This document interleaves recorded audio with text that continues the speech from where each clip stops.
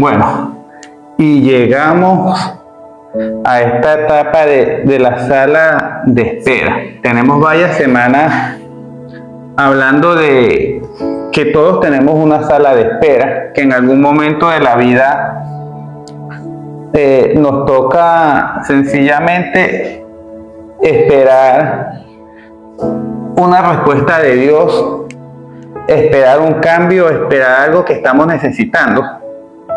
Y cuando estamos en esta sala, muchas veces nos podemos hacer muchas preguntas. Y las primeras 2 semanas estábamos como, ¿qué hacemos nosotros mientras estamos en esta sala? Y había que hacernos también otra pregunta, porque a veces mientras estamos en esta sala, pudiéramos estar diciendo como que no siento que nadie me contesta, como que siento que estoy solo. Y volvemos a hacernos esta pregunta: ¿Dios se olvidó de mí? Es que definitivamente, o sea, ya tengo 6 meses y no consigo empleo, y ya se me acabaron los ahorros, o no tuve el cupo en la universidad, o tengo 35 años y no he conseguido el príncipe o la princesa. ¿Qué está pasando? O el emprendimiento cada vez está peor y sigo dándole y no funciona. Pudiéramos pensar, Dios se olvidó de mí. Y yo creo que más de una vez hemos pensado eso y hasta nos hemos molestado con Dios. Yo he pasado por ahí y me he molestado con Dios. ¿Cómo también pudiéramos estar preguntándonos y pudiéramos decir, Dios me está preparando para algo? Y esto es una prueba. Y como que decimos Dios, Dios, Dios, y no lo escuchamos. Yo creo que a todos nos ha pasado que hemos pasado por túneles donde decimos, estoy solo. Y la semana pasada hablábamos de que cuando estábamos en esto, hablábamos de algo que se llama el GPS, que ustedes saben que aquí es muy de costumbre que usamos Google Maps y nos lleva en la dirección que queremos, pero a veces este Google Maps también nos desvía y nos pierde. No sé si les ha pasado a ustedes, pero a mí varias veces me ha llevado para otro lugar. Entonces, a veces vemos que nuestro GPS no funciona, pero hablábamos de otro GPS. Y este GPS tenía que ver con 3 cosas que deberíamos tener con Dios y que las hablábamos específicamente en Abraham. Y hablábamos que Abraham tenía estas 3 condiciones del GPS, Abraham tenía mucha gratitud. Abraham vivía agradeciendo a Dios por todo, por cada cosa que Dios hacía con Abraham. Abraham levantaba un altar de piedra, ahí sacrificaba un carnero y agradecía. Abraham por algo fue el padre de la fe, pero fue un hombre que agradeció mucho a Dios, que supo esperar en Dios y creció en Dios. Hablábamos de que hay que tener persistencia, y persistencia que en la oración hay que ser constante, y no tenemos que cansarnos de orar. Y a veces estamos esperando en Dios, pero no hablamos con Él. Entonces imagínense que queremos un permiso de nuestro padre o nuestra madre de los adolescentes, pero no le decimos nada. ¿Será que nos van a dar ese permiso? No nos sentamos a hablar con ellos. ¿Será que ellos son adivinos para saber que queremos hacer tal o cual cosa, o que nos sentimos de esta manera? Y hablamos de la persistencia de Abraham, cuando específicamente Dios venía a acabar con Sodoma y Gomorra, y Abraham tenía un sobrino que estaba allá en Sodoma, y como Abraham sabía que tenía este sobrino y que venía la destrucción, él le dijo a Dios, pero si allá hay 50 nobles, tú destruirías. Y Dios le dice que no. Y Abraham piensa, no, es que allá está Lot, su esposa y sus hijas, no hay más. Entonces 10 dice, bueno, y si tienes 10, Dios le dice, en base a esos 10 no. Pero es que no había ni 10. Al final, ¿qué le dijo Dios? Bueno, que Dios dejó que Lot y sus hijas salieran. De hecho, él iba con sus hijas de su esposa, pero Dios dijo que no miren atrás. Y la esposa de Lot no aguantó la tentación o la curiosidad, miró atrás y se convirtió en una mujer de sal. Hasta ahí quedó. Y la otra es sumisión a Dios, someter nuestros planes a Dios, someter nuestra vida a Dios, decir, yo tengo este plan, pero quiero saber si es el tuyo, Señor. Someter mi agenda a Dios. Yo tengo la costumbre de que toda la semana someto mi agenda a Dios. Y digo, Señor, esto es lo que yo tengo planificado, pero quiero que se haga tu voluntad. Y muchas veces no termina pasando lo que yo planifico. Hay semanas en que es una maravilla. Hay semanas como esta que pasó, que prácticamente mi agenda quedó del 100 en un 30% hecha. Pero se hizo la agenda de Dios. Entonces, cuando no se da la agenda como queremos, podemos decir, pero Señor, si estoy, en mi caso, estoy trabajando para tu obra, soy tu empleado, y no se dio la agenda. Pero pudiéramos preguntarnos, ¿qué está haciendo Dios? Y hoy vamos a hablar un poco de qué está haciendo Dios. Y si se ponen a ver, Dios nos ama tanto que desde el mismo momento en que Adán y Eva pecan, que Eva llegó y comió la manzana, y Adán pudo haber dicho que no, pero Adán también probó. Y entra el pecado al mundo. Y desde ese mismo momento se pudiera decir que ya Dios tenía un plan para remediar la situación que comenzaron Adán y Eva. Y esta semana me llamaba un amigo y me decía, no, que estaba con un tema de hombres y mujeres. Y en la cultura a veces tenemos a buscar culpables. A veces culpamos a Adán por no tener carácter, a veces culpamos a Eva por haber seguido a la serpiente, pero la pregunta no es quién es el culpable, sino quién soluciona. Y en los hogares pasa muchas veces que viven pasando cosas y vivimos culpándonos, pero nadie soluciona. Y resulta que cuando Adán y Eva pecan, entró el pecado al mundo. Con el pecado todo cambió. Y se pudiera decir que, aunque Adán y Eva no tenían solución, ya Dios tenía una solución.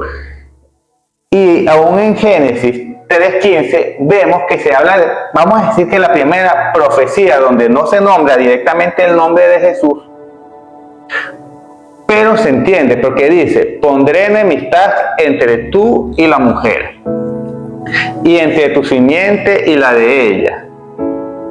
Su simiente te aplastará la cabeza. Cuando estamos hablando de simiente, estamos hablando de las generaciones que vienen, de lo que viene de la mujer, y estamos hablando ya indirectamente de que Dios tenía un plan redentor. Ya en el mismo inicio, ya Dios tenía planificado que Jesús iba a nacer. O sea, ya desde este mismo inicio, la simiente de Dios está planificada, y se puede decir que esta es una de las primeras profecías que está en la Biblia, y es una profecía directa de Jesús. Hoy comenzamos con, vamos a decir, con una palabra profética de Dios que se cumplió muchos años después, porque dirían que eso lo dijo Dios en el Génesis, comenzando, si se ponen Génesis 3. Y pasó Caín, pasó Abel, pasó Noé, pasó Abraham, pasó el rey David. Pasaron tantas cosas hasta que por fin Jesús nació. Entonces, hoy vamos a hablar de todo este silencio de Dios hasta que Jesús nace, porque Dios estaba callado o aparentemente callado. Pero pasaron muchas cosas desde que comenzó el pecado hasta que Dios tomó acción. O podríamos decir, o hasta que nosotros creemos que Dios tomó acción. Porque nosotros cuando vemos que algo no pasa, no quiere decir que no pase, ¿no? Yo creo que todos envejecemos todos los días y nos damos cuenta, algunos por las canas, y otros porque se le está cayendo el cabello, de repente una patica de gallo, de repente comienza a salir el abdomen, como que está pasando el tiempo. Entonces todo cambia y Dios actúa. Y vemos aquí la primera profecía. Después de esta profecía, no vuelve a haber algo específico de Jesús hasta que llegamos a Isaías 7:14. O sea, Isaías es un profeta. Y miren lo que dice Isaías 7:14. Y esto lo dijo él 700 años antes del nacimiento de Jesús. Imagínense que yo estoy en el tiempo de Isaías y veo esto. Y me emociono y digo, voy a ver el nacimiento del Hijo de Dios. Por eso el Señor mismo les dará una señal. La Virgen concebirá y dará luz a un hijo y lo llamarán Emmanuel. De aquí viene el famoso Emmanuel.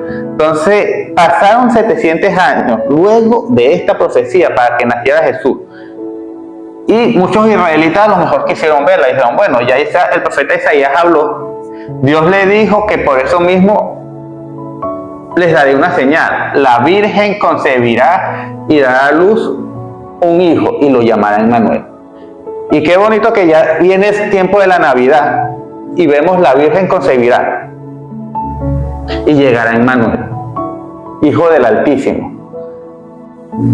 Y los israelitas decían, va a venir un Salvador. Pero resulta que entre esta palabra y el nacimiento de Jesús transcurren 700 años. Imagínense, ninguno de los de esa generación lo vio. Y no quería decir que Dios no estuviese hablando. Dios hizo una promesa. Y pasaron muchos siglos antes de que esta promesa se cumpliera. Y a lo mejor todos nosotros tenemos promesas hechas por Dios que estamos esperando que se cumplan. Y pudiéramos decir que no se han cumplido. Pudiéramos decir que no estamos en el punto donde quisiéramos estar hoy.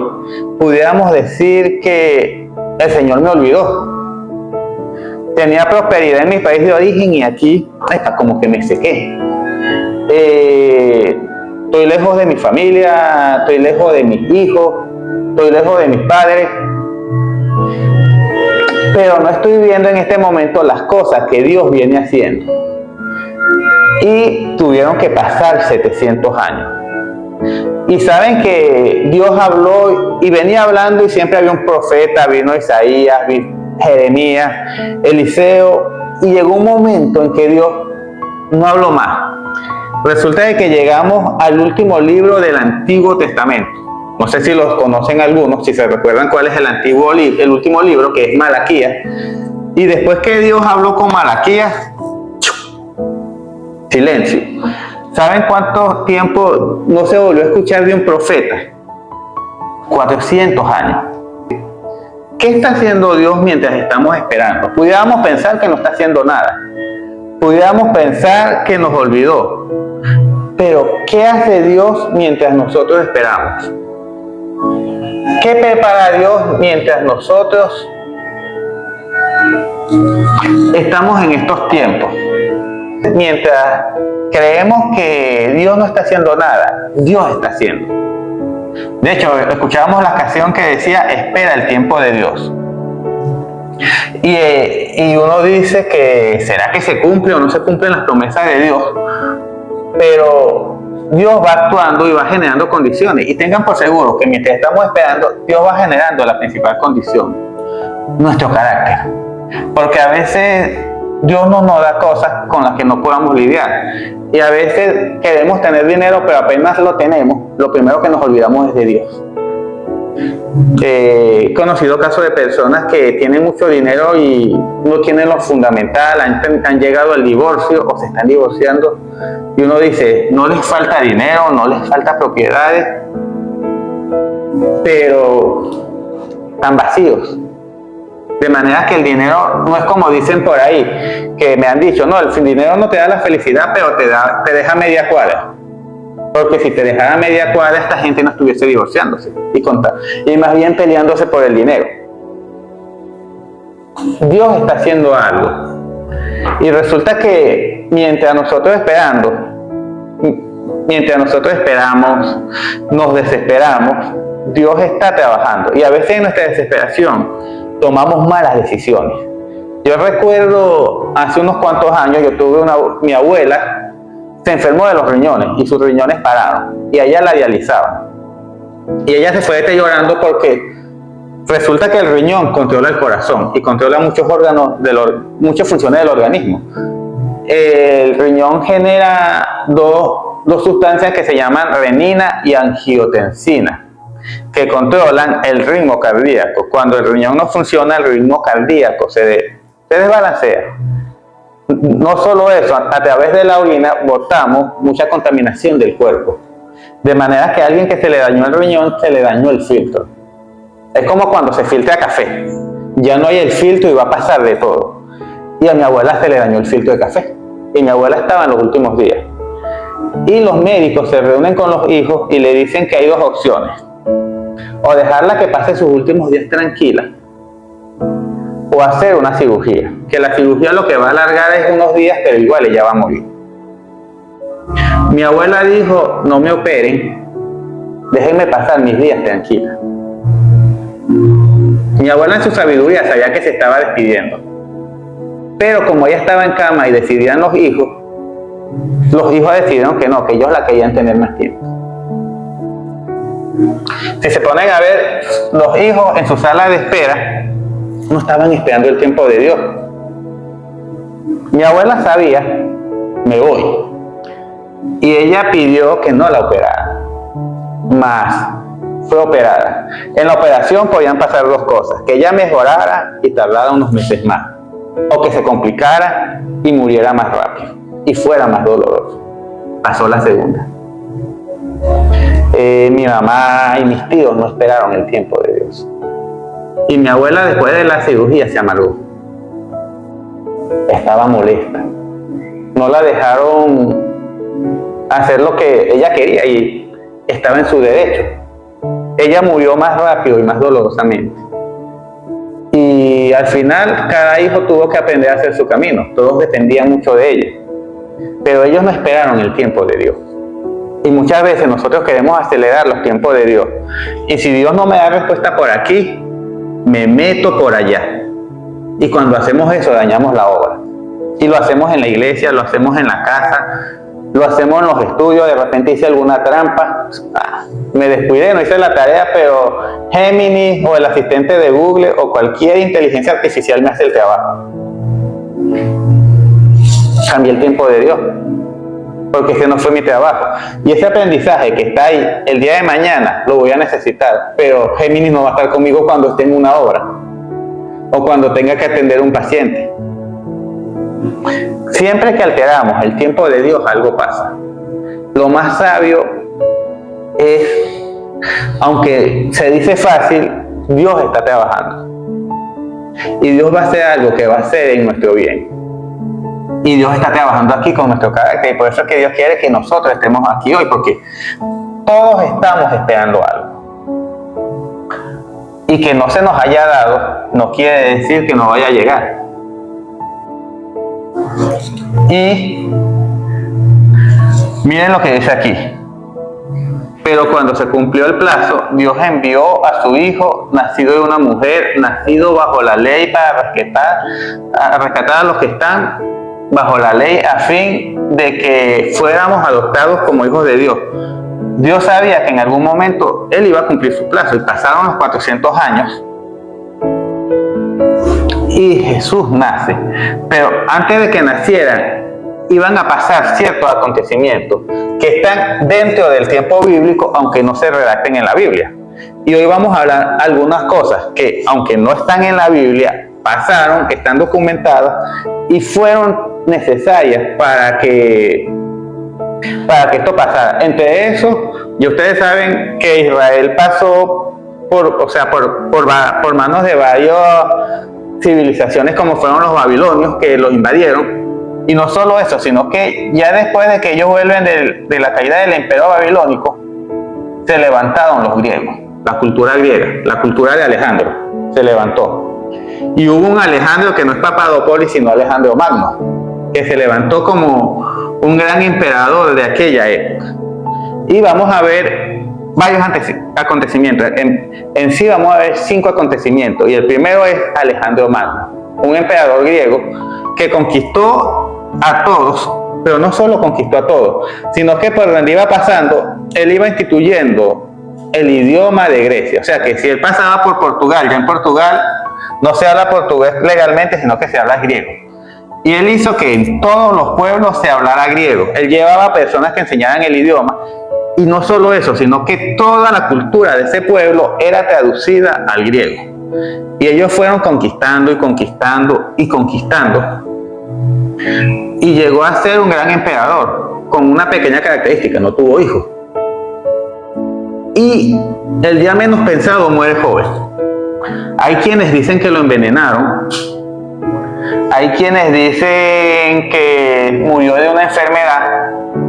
Al fin y al cabo, eso no está claro.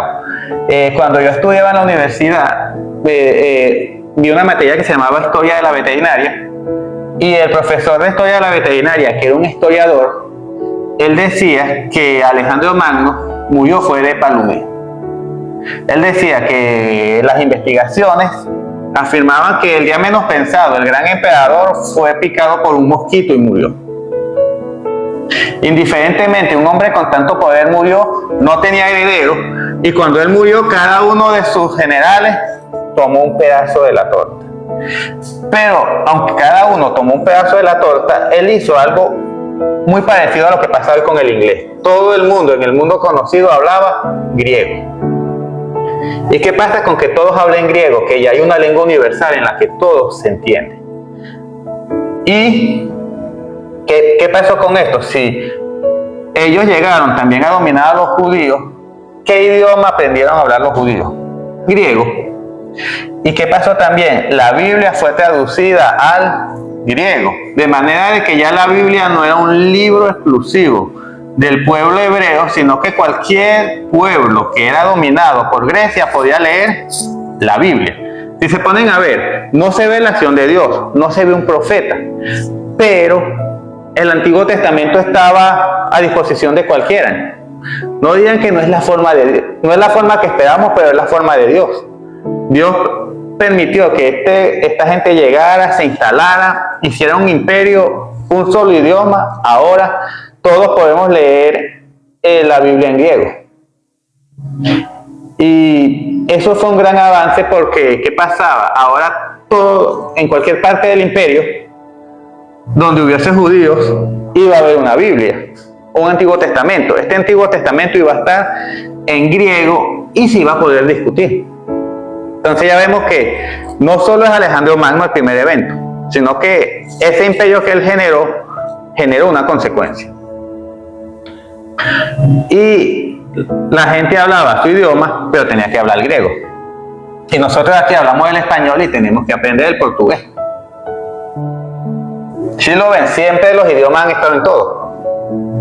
Entonces, llegamos a este punto donde esta parte de la cultura griega llega, pero no solo eso. Método socrático. ¿A qué le suena método socrático? Sócrates. ¿Quién es Sócrates? Otro griego, filósofo conocido, otro paisano de Alejandro, porque sabemos que Alejandro es griego. Entonces, ¿qué es el método socrático? Este filósofo estableció un método como de estudio y discusión donde se hacían preguntas y respuestas y se habían, como vamos a decir, que discusiones públicas donde se traían temas y sobre ese tema se comenzaban a hacer preguntas y respuestas. Hasta el momento, los temas del Antiguo Testamento solo los discutían los judíos, vamos a decir que en privado. Ahora, con este método socrático, los temas bíblicos se podían discutir en lugares abiertos. Y eso iba a servir para que cuando Jesús llegara, Jesús predicara. Y para que cuando la gente fue a otros lugares, se pudieran instaurar en ciertos lugares discusiones. Y el método socrático iba a permitir que cualquiera que no fuera judío preguntara, ¿y cómo es eso? Y explíquenme. Entonces ya vemos que van tres cosas que ninguna se menciona en la Biblia, pero pasó en esos 400 años. Uno, la cultura griega, mucha influencia. Dos, seguimos dentro de la cultura, el idioma. Tres, adicional al idioma, vemos que entra el método socrático, ya la gente está discutiendo las ideas. Pero con la muerte de Alejandro Magno todo se va debilitando. Los griegos se van debilitando y los romanos estaban en esa época por ahí metidos. A veces los romanos trabajaban en conjunto con los griegos, a veces peleaban, pero al final los romanos tomaron de los griegos todo lo que pudieron porque aprendieron de los griegos y se volvieron un imperio más fuerte. Y justo vamos a decir que justo en ese momento los romanos vencen a los griegos, específicamente ellos vencen a los griegos y comienzan un imperio 63 años antes del nacimiento de Jesús, vamos a decirlo, 63 años antes de que terminen estos 400 años. Ya cuando Jesús nace están en manos del imperio romano, no sé si ustedes se acuerdan, que cuando Jesús nace, o sea, Israel está bajo el mandato de los romanos, que dominaron a los griegos y en efecto comenzaron a dominar todas las tierras dominadas por los griegos. Y dirán, ¿qué tiene que ver esto con nosotros? de repente no con nosotros, pero Dios iba obrando para que su palabra se fuera conociendo y para comenzar una obra redentora. Y llega el Imperio Romano que vence a los griegos. ¿Y qué hicieron los romanos? No sé si ustedes conocen un dicho que dice: todos los caminos llevan a Roma. Los romanos, pueblo que conquistaba, hacían carreteras. Ellos las hacían para que se movieran sus ejércitos, para que se movieran sus provisiones, y ellos comenzaron a generar una red de carreteras por todo su imperio. Entonces, ¿qué hacía eso? Que yo me podía mover de aquí a Lisboa porque hay una carretera, de aquí a Madrid. Ellos hicieron carreteras por todo y generaron un sistema de comunicación. Ellos fueron los primeros en hacer vías. Por eso es que dice, todos los caminos llevan allá, pues, porque si ellos hicieron todos los caminos en esa época, ¿a dónde iban a llevar los caminos? Entonces ellos con sus ejércitos tomaron todo lo que habían hecho los griegos y generaron carreteras. Entonces sumen carreteras por las que me puedo mover a llevar el evangelio, un idioma en común, un método para discutirlo. En estos 400 años se dieron las condiciones para que el cristianismo surgiera. La diáspora judía. En cada guerra los judíos eran divididos y sacaron a otros lugares. O a veces ellos decían, como podríamos decir nosotros en Colombia y Venezuela: esto aquí está muy fuerte, me voy a otro lugar. Y había judíos en todas partes. Cuando comienza la persecución a los discípulos de Jesús, ¿a dónde van ellos? A los lugares donde hay judíos. ¿A llevar qué? El mensaje de Dios. En estos 400 años, Dios fue coordinando y poniendo las piezas. Puso el idioma, puso la Biblia en el idioma, puso las carreteras, puso la forma de discutirlo. O sea, esta época que la llaman el silencio de Dios, pudiéramos llamarlo como la preparación de Dios. Dios tiene un plan y nosotros estamos en un país donde somos de otra habla, y poco a poco estamos haciendo las bases para un mensaje que Dios tiene. Ninguno de los que está aquí está por casualidad. Dios tiene un propósito para cada uno. La cuestión es si nosotros vamos a dejar que Dios haga el plan, porque muchas veces nosotros queremos a nuestro plan, y nuestro plan siempre va a ser más cómodo para nosotros, se va a ver mejor, pero no es el plan de Dios. Mi abuela quería irse en paz, a lo mejor hubiese tardado unos meses más. Con la cirugía no tardó ni un mes. Y ese fue un mes de mucho sufrimiento para todos. Y yo aprendí de eso que hay que dejar que las personas tomen sus decisiones. Yo tenía como 21 o 22 años en esa época y decía, me pareció muy duro. Y como que ocultábamos la información y pensábamos que íbamos a hacer un bien y lo que hacíamos era un mal. Con el cristianismo no fue así. El cristianismo fue: vamos a abrirlo, tenemos que salvarnos. Y Dios tenía su obra salvadora. Y todos nosotros tenemos un tiempo muy largo, que a lo mejor hemos estado esperando respuestas. Hay personas que tienen a lo mejor algunas enfermedades que no se van a curar toda la vida. Y pudieran decir que la tardanza de Dios no necesariamente es un no de Dios. Que Dios tarde en responder, no es que Dios nos esté diciendo no, puede ser que Dios nos esté diciendo no estás preparado. Puede ser que Dios nos esté diciendo no es el momento, o no es la manera, o no es con esas personas. Pero la tardanza de Dios no es que nos esté diciendo no, o a veces nos está protegiendo. El tiempo de Dios es algo que no vamos a entender, pero que sí nos va a convenir. ¿Y por qué nos va a convenir? Porque Dios quiere lo mejor para nosotros. Y vemos como en estos 400 años Dios preparó todo para que hoy día estemos aquí parados nosotros. Porque si no hubiese pasado todo eso, nosotros no estaríamos aquí. Y mi abuela se va, y eso sirvió, aunque parezca irónico, todos los hijos de mi abuela eran muy dependientes de ella. ¿Qué pasa cuando mi abuela muere? Tuvieron que comenzar a aprender cada uno a hacer sus cosas y tuvieron que madurar. A veces es necesario que alguien se vaya para que otros crezcan. Y a veces las salas de espera nos llevan a una despedida. A veces en las salas de espera tenemos un crecimiento. a veces en la sala de espera somos retados a algo. Y a ninguno nos gusta estar en una sala de espera, en especial. Yo en especial cuando voy al odontólogo, no me gustan los odontólogos, pero ¿qué más? Hay que ir. Y uno sabe que va a doler lo que va a pasar ahí, pero por una buena dentadura y para comer bien. Y yo sé que a ustedes las mujeres, la cuestión del ginecólogo es incómoda, pero hay que ir a esa sala de espera. Todos tenemos una sala de espera incómoda. Pero tengan por seguro que de esa sala de espera va a salir algo bueno. Y vamos a seguir hablando de espera, porque pudiéramos decir, no, yo he esperado mucho. ¿Saben cuánto tiempo esperaron a Abraham y Sara para poder tener a Isaac? Desde que dio la promesa hasta que nació Sara. 25 años. Imagínense que nosotros queremos algo y queremos en un mes. Y han pasado 5 años y no se dio. Abraham y Sara esperaron 25 años para tener a Isaac. Y he conocido parejas que han esperado mucho hasta que por fin han tenido el bebé. Terminó la espera. No sé si se recuerdan que en la Biblia se habla de una mujer de un flujo que Jesús iba y le tocó la manta y en eso quedó sanada. Y las mujeres saben lo que es el flujo, saben que, o sea, vamos a decir que un periodo que no se acaba, que es botar y botar sangre, que debe, no soy mujer, pero debe ser muy incómodo. ¿Y saben cuántos años tenía esta mujer con ese flujo? 12 años. 12 años con el flujo. Y no estaban las toallas sanitarias. No había las comodidades de hoy día.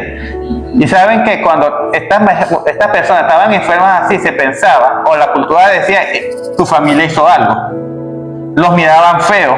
Este es un pecador. O sea, yo tengo tener una enfermedad en esa época, ese tipo, o una lepra, ya era alguien de la sociedad que era discriminado. Esta mujer tuvo 12 años esperando la respuesta de Dios, pero cuando vio a Jesús dijo, si lo toco, me sana. ¿Y qué pasó cuando ella tocó a Jesús? Jesús dijo, algo salió de mí. Y la gente lo miraba y decía, está loco. ¿Cómo que algo salió de él? Y él decía, sí, de mí salió algo. Y ella salió así apenas, sí, yo lo toqué. Y era tanta su fe que lo tocó. Y sin que él dijera nada, se hizo el milagro, imagínense. Jesús no dijo, sánate. Jesús solo sintió que algo salió de él. Vamos a decir que es lo que es un milagro involuntario, pero tanto era la fe de esta mujer que hasta ese día tardaron los flujos. Después la felicidad y la celebración. Y entonces vamos. Abraham y Sara 25 años. Esta mujer 12. O sea que nosotros tenemos tantos años en nuestra sala de espera. Y voy a ponerles el último ejemplo. ¿Se acuerdan que había algo que se llamaba como la fuente de Betesda? Que se decía que había como una fuente que cada cierto tiempo venía un ángel, pasaba y tocaba esa fuente. Y cerca de esa fuente habían personas que con lepra, con alguna enfermedad. Y cuando veían que pasaba el ángel, volaban a tocarlo porque iban a ser sanados. Y resulta que justo cerca de esa fuente había un paralítico que tenía 38 años con parálisis esperando.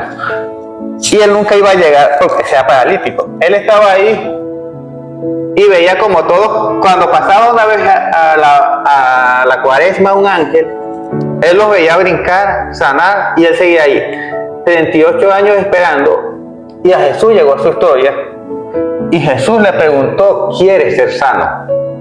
Y él le dijo algo así como, no, es que yo aquí estoy paralítico y no voy a llegar allá. Pero la pregunta de Jesús es, ¿quieres ser sano? Y Jesús lo sanó. Él no tuvo que esperar a un ángel. Dios mismo lo fue a visitar. Y Dios lo sanó. Y él esperó 38 años. ¿Cuánto tiempo tendremos nosotros en nuestras salas de espera? Hay salas de espera en las que vamos a estar duramente toda la vida. Cuando hay personas que tienen condiciones, hay enfermedades que son condiciones en la piel, que son condiciones metabólicas, que son condiciones con las que tenemos que aprender a vivir. Hay otras salas de espera de las que sí salimos. Un embarazo al final, una graduación, un matrimonio. Pero hay salas de espera en las que vamos a estar toda la vida y vamos a aprender a vivir en ellas. Hay otras donde vamos a despedir personas. Hay otras en las que no queremos estar. Sin embargo, miren este versículo. El Señor no tarda en cumplir su promesa, según entiendan algunos la tardanza. Más bien, Él tiene paciencia con ustedes, porque no quiere que nadie perezca, sino que todos se arrepientan. Y aunque todos estamos esperando algo, ¿saben cuándo vamos a tener ese algo? Primero, cuando Dios nos prepare, porque Dios quiere primero, antes de darte algo, que tú tengas una relación con Él. Dios, antes de darte lo que sea, quiere que lo conozcas, Dios quiere que lo ames, Dios quiere tener una relación contigo. Y después que tenga la relación, te lo va a dar. ¿Qué hizo Él con los griegos? ¿Qué Él hizo con los griegos? Generó un idioma. Bueno, ya todos leen la Biblia, ya todos lo conocen. Generó el método socrático para que discutieran sobre él. Y por último, hizo la carretera. Cuando llegó Jesús, ¿qué pasaba cuando había una persecución? ¿Por dónde creen que se iban las personas que iban huyendo? Por las carreteras. Y el cristianismo comenzó como un movimiento de perseguidos. Y por las carreteras utilizaron el método socrático y se fue expandiendo y expandiendo y expandiendo hasta el día de hoy. Estos cristianos se reunían en casas y en cuevas y morían con dignidad. No les importaba morir por el cristianismo. Hoy día nos hemos transformado en un cristianismo común. A veces hasta nos da pena decir que somos cristianos. O no que somos cristianos, porque más que cristiano yo diría que la palabra es discípulo de Jesús. Cristiano se ha vuelto como el término, se ha vuelto la moda. Soy cristiano. Se ha vuelto cool. Pero un discípulo de Jesús es una persona que ama a los que están al necesitado, que lleva su amor. Y hoy en la sala de espera, Dios está esperando por nosotros. Dios es el doctor que está al final. Y ¿qué me gustaría que nos lleváramos de esta serie? Que en el problema que estemos, Dios está trabajando. Y está trabajando para nuestro bien y no para nuestro mal. Él va a transformar nuestro carácter. Y una vez que transforme nuestro carácter, a lo mejor nos va a dar lo que estamos esperando. Pero puede ser que no. Y nos dé algo mejor. Y a lo mejor en ese momento vamos a ver ese algo mejor y vamos a decir, Señor, pero es que yo no te pedí esto. 5 años después, gracias Señor porque me diste eso. Señor, yo no te pedí ese esposo, pero ese esposo llegó a los pies de Dios y te llegó a ti a los pies de Dios. Señor, yo no pedí esta esposa. Yo no pedí este trabajo, pero en este trabajo conocí a Dios. Yo no pedí este emprendimiento, yo no pedí este país. Así que les animo a que cada uno piense cuál es la espera que tiene. Porque a lo mejor nosotros como iglesia no lo vamos a ayudar a salir de la sala de espera, pero tengan por seguro que lo vamos a acompañar. Ustedes saben que a veces en la sala de espera siempre hay alguien con quien conversamos, ¿verdad? Y hacemos amistades. O si no, tomamos la revista. O si no, escuchamos algo. Y eso es lo que nosotros podemos hacer como iglesia. Pero tengan por seguro que Dios tiene algo mejor al final de esta puerta. Y que Él no tarda en cumplir su promesa según entendamos algunos que está dando. Que más bien Él tiene paciencia con nosotros, porque Él no quiere que ninguno de nosotros se pierda. Él quiere que nosotros nos arrepintamos. Y se ponen a ver, hoy es final de serie y la mayoría de los que estamos aquí somos mayormente los que estamos comprometidos con Dios. Para Dios no hay casualidad. Y este mensaje hoy es para nosotros. ¿Qué vamos a hacer al final de la sala de espera? Así que les animo que si están en una sala de espera, van a salir bien. Van a salir creciendo y sobre todo, si llevan a Dios y no lo aceleran, vamos a salir en bendiciones. Como digo, en la sala de espera de mi abuela lamentablemente murió. Mi sala de espera es la mía y yo debo decidir si voy en búsqueda de Dios o no voy en búsqueda de Dios. Yo debo decidir si hago su voluntad o no hago su voluntad. Yo debo decidir si llevo su amor o qué hago. A veces ayudar es ayudar, a veces no ayudar es ayudar, a veces tenemos que dejar que nuestros hijos asuman las consecuencias de sus decisiones porque alteramos su sala de espera. Entonces la idea de hoy es eso, pues que esperemos en Dios. Él va a tener un tiempo perfecto y se va a cumplir en su plazo eso que estamos esperando. Entonces Les invito a donde están a que en un momento cierren sus ojos y oremos. Señor, te doy gracias por todas las personas que están aquí. Te pido que las bendigas, te pido que las cuides. Te pido que ellos puedan saber y sentir que tú los acompañas y los bendices, y que si están en una sala de espera, ellos puedan sentir la bendición de tu compañía. En tus manos coloco este tiempo, Señor. Te amamos y glorificamos, Padre. Amén. Bueno, feliz tarde.